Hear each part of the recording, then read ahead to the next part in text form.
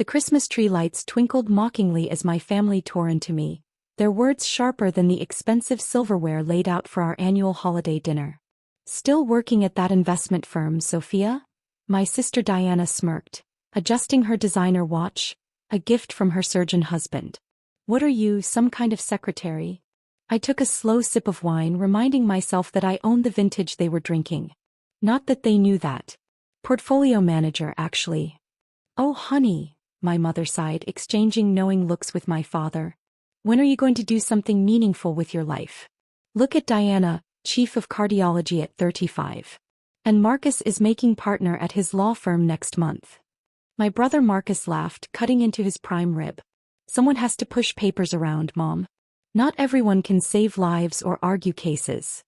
They had no idea that the papers I pushed around were worth billions. That the small investment firm they mocked, Kingston Capital, was actually mine. I'd built it from nothing over the past 10 years, operating through holding companies and subsidiaries to keep my name out of the spotlight. At least tell me you're dating someone successful, my father chimed in. You're not getting any younger, and that tiny apartment of yours barely fits one person. The tiny apartment was actually a penthouse in the city's most exclusive building. I kept a small rental specifically for family visits, knowing they'd never understand how I could afford better on what they assumed was a middle manager's salary. Leave her alone, Diana said with fake sympathy. Not everyone can be as lucky as I am. Mark's new hospital wing is almost finished, and we're breaking ground on our dream house next month. I bit back a smile. The land they'd bought for their dream house? I owned it through one of my shell corporations. They just didn't know it yet. Speaking of houses, my mother brightened. Have you seen the new chandelier we installed? $40,000, but your father says we deserve it after all our hard work. The chandelier they'd bought with a home equity loan they could barely afford. I knew because I'd seen their financial records when they'd applied for the loan, through my bank, though they didn't know that either. It's lovely, I said quietly, pushing food around my plate. Oh, like you'd know, Marcus snorted. When's the last time you saw anything worth more than your IKEA furniture? This morning, actually, when I'd signed off on a $50 million real estate acquisition. But I just smiled and reached for my water glass. I really wish you'd let us help you, my mother continued. Your father knows people at his firm. They always need administrative assistance. I'm fine with my job, Mom. Fine isn't good enough, my father exploded suddenly. You're a disappointment, Sofia. All that potential, that expensive education we paid for, and what do you have to show for it? Nothing. The room fell silent. Diana looked smug, Marcus pretended to study his phone, and my mother just sighed again. We only want what's best for you, she said softly. But you'll never amount to anything if you keep settling for mediocrity. I stood up slowly, my chair scraping against the expensive hardwood floors they just had installed. Thank you for dinner. I should go. Already? Diana's voice dripped with fake concern. But we haven't even had dessert. Though I suppose you need to get up early for all that important paper pushing. I grabbed my coat, vintage Chanel that they assumed was a knockoff, and headed for the door. Behind me I could hear them starting up again.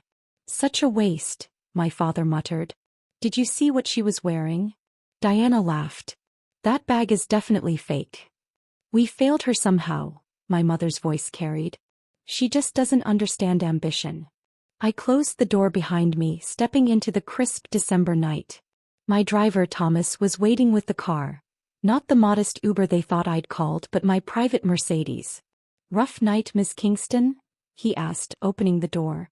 Just family being family, I replied, sliding into the leather interior. But I think it's finally time for a change. Back at my real home, the 5,000 square foot penthouse with views of the entire city. I poured myself a glass of actual vintage wine and opened my laptop. Emily, I called my assistant over the secure line. Remember that contingency plan we discussed? It's time. Are you sure? Emily had been with me since the beginning, the only person who knew the full scope of my success and my family's ignorance. Once we start this, there's no going back. I thought about Diana's smug smile, Marcus's dismissive laughter, my parents' constant disappointment. I'm sure. Start with the property records. Over the next few days I set things in motion quietly, methodically. First, a review of my parents' home equity loans, all through my banks, all technically in default due to some very specific clauses they hadn't read carefully. Then an examination of the land Diana and her husband had bought for their dream home. One small detail they'd overlooked: the mineral rights had never been properly transferred. My company owned those along with some very specific development rights. Finally, Marcus's law firm. They'd been trying to lease new office space in one of the city's premier buildings, a building I happened to own. Emily delivered the final papers on New Year's Eve. Everything's ready. The eviction notice, the mineral rights claim, the lease rejection. Are you absolutely certain about this? I looked out over the city skyline, thinking about a decade of condescension, of dismissal, of being treated like a failure because I didn't broadcast my success. Send them all, I said quietly. And Emily? Make sure my name is very clearly visible on every document. What about the family dinner next week? Your mother already called twice to remind you. I smiled, remembering Diana's parting shot at Christmas. Oh, I wouldn't miss it for the world. The notifications would hit simultaneously: my parents' eviction notice, Diana's property complications, Marcus's lease rejection. All bearing the name they'd spent years mocking: Sofia Kingston, CEO of Kingston Capital Group. Sometimes success isn't about proving people wrong. Sometimes it's about waiting for exactly the right moment to show them just how right you can be. The text started at 8 a.m. the next morning. First from Diana, then Marcus, and finally a barrage from my parents. I ignored them all, watching the notifications stack up on my phone screen as I sat in my office on the top floor of Kingston Tower. Miss Kingston, Emily appeared at my door, trying to hide her smile. Your sister is in the lobby. She's quite insistent about seeing you. Is she now? I checked the security feed on my tablet. Diana was standing at the reception desk, still in her hospital scrubs, waving what looked like property documents. Send her up. But first, make sure the conference room is set up exactly as we discussed. 5 minutes later, Diana burst through my office door, her perfect composure shattered. What kind of sick joke is this? Kingston Capital? You're not, you can't be. I leaned back in my chair, enjoying the way her eyes darted around my spacious office, taking in the original artwork, the panoramic city views, the obvious signs of wealth and power she'd never associated with her failure of a sister. Good morning, Diana. I see you got the mineral rights notification. This is impossible, she whispered. You're a portfolio manager. A nobody. You can't own Kingston Capital Group, one of the largest private investment firms in the city? Surely I can. And I do. I stood up, straightening my Armani suit. Not a knockoff this time. Would you like to see the paperwork? She sank into one of my visitor chairs, her legs giving out. The land, our dream house, belongs to my company. Well, the mineral rights do, along with some very specific development rights. I'm afraid your plans for that massive basement wine cellar won't be possible. Structural concerns, you understand. Why? Her voice cracked. Why didn't you tell us? Tell you what? That while you were all mocking my mediocre career, I was building a billion-dollar company. That every time you laughed at my tiny apartment, I was buying up half the city's premium real estate. I walked to my window, looking out over the skyline I partially owned. Would you have believed me? Before she could answer, my phone buzzed. Miss Kingston, your brother is here. And your parents just arrived as well. Perfect timing. Send them to the conference room. Diana followed me in shocked silence as I walked to the large conference room down the hall. Through the glass walls, I could see Marcus pacing frantically while our parents sat in stunned silence.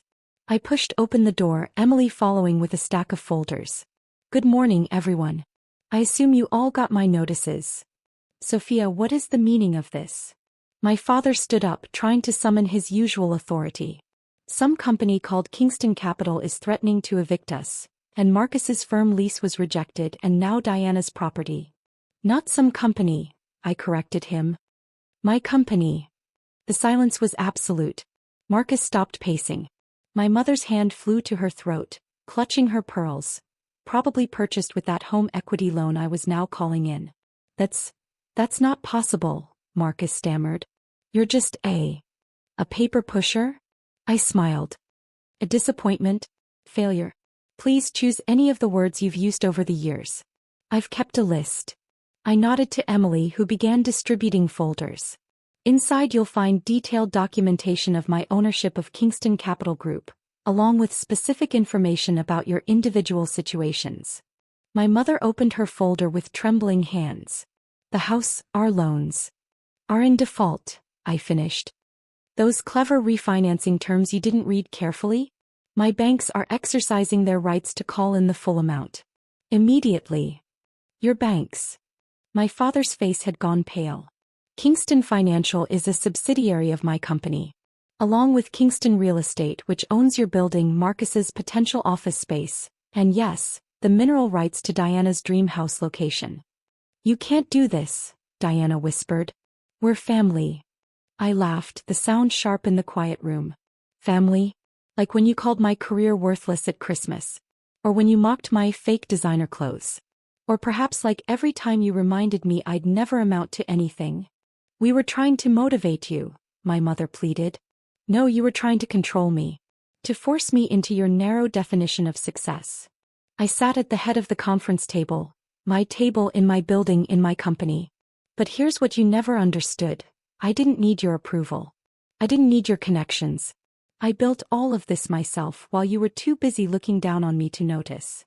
What do you want? Marcus asked, his lawyer's instincts finally kicking in. Money? Public apology. I want you to understand something. I opened my own folder, pulling out 3 documents. These are your options. First, you can fight me legally. But given that I own the firms handling your mortgages, properties, and leases, that would be unwise. My father started to speak, but I held up my hand.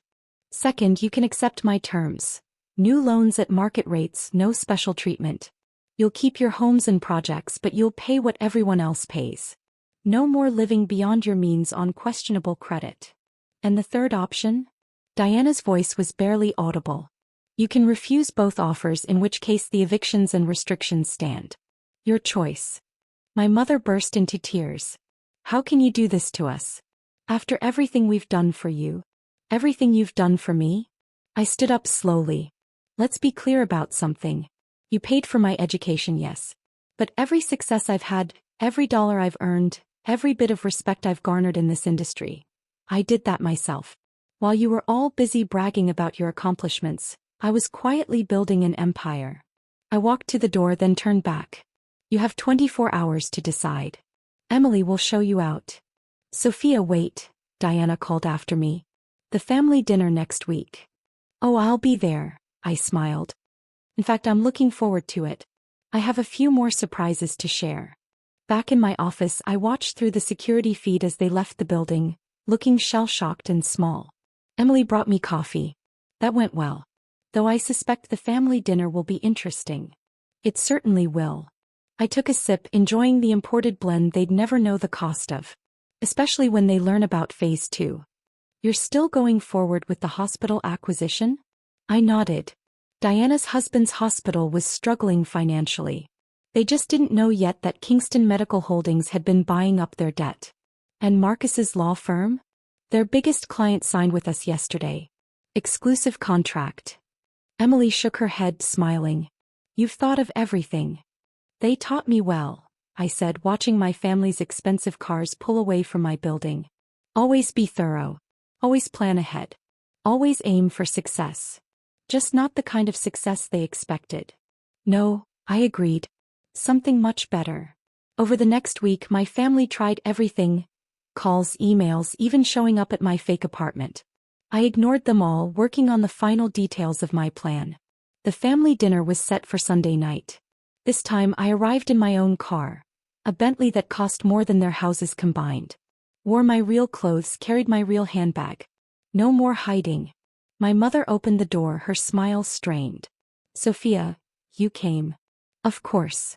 I stepped inside, noting the missing chandelier. They'd already started selling things to cover the loans. I never miss a family dinner. The tension around the dining table was exquisite. Diana picked at her food, no longer bragging about her husband's hospital.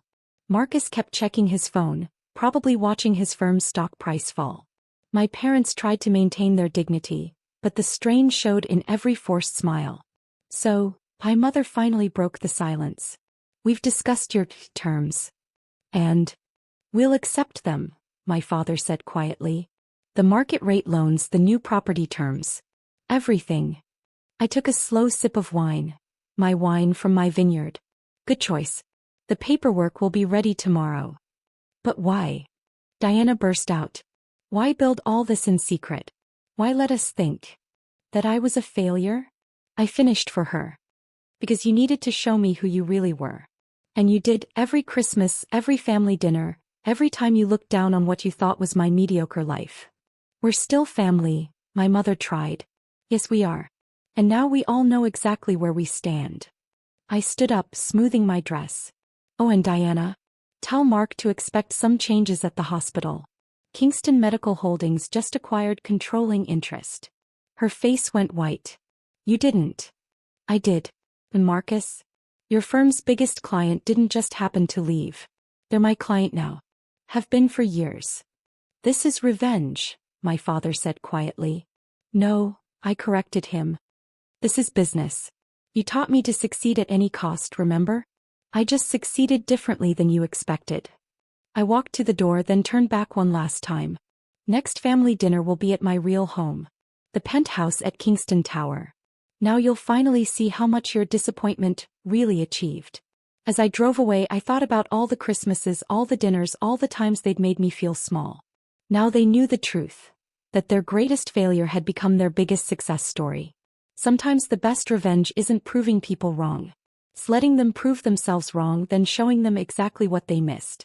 And as for family, well, some lessons are worth more than money. Even if they cost everything.